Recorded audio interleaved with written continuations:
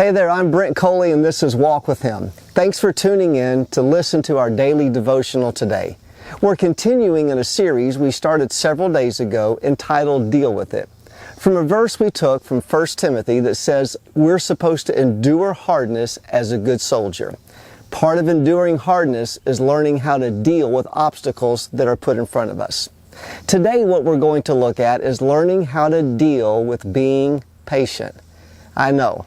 You're thinking, what in the world are you doing teaching that one? For those of you that know me, this is something that I continually ask the Lord to help me with, learning to be patient. Well, let's pick up a story of King David before he's king, found in 1 Samuel chapter 16. In 1 Samuel 16, all of Jesse's kids are lined up and they're being reviewed one by one to see who should be the next king of the nation of Israel. Eventually, they come to David, the last one.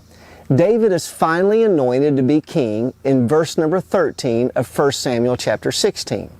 But in the next several chapters that follow, David is doing anything but sitting on a throne. He's doing several tasks, but none of them are kingly tasks. He's not yet placed in the place of being a leader or the king of the nation of Israel. What's happening? David's in waiting.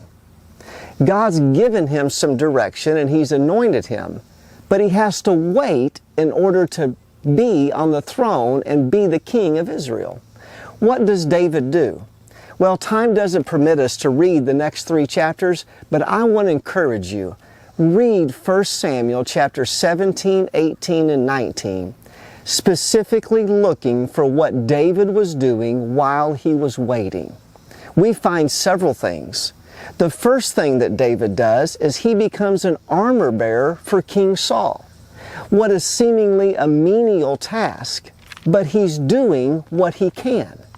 And then in the next chapter, we find where David runs a lunch to his brothers who are fighting in a battle.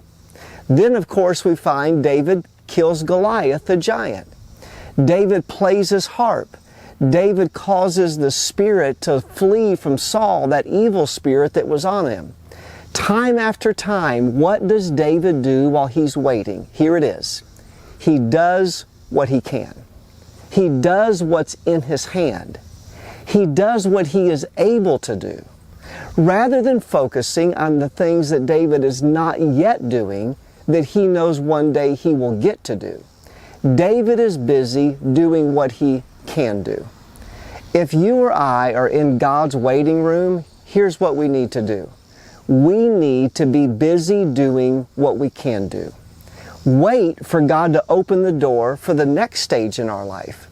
Too many times we think that while we're waiting, we do nothing. My friend, that's not how we wait in the waiting room of life.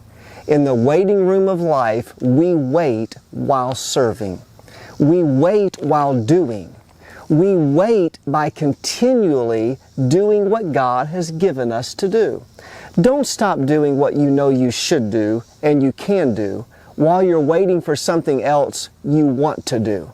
Oh boy, I'm preaching to myself now. And I hope that this will be a great reminder for all of us. We have to know how to deal with waiting in our lives. Well, I hope that you enjoy your day. And as you walk through your day, remember, walk with Him.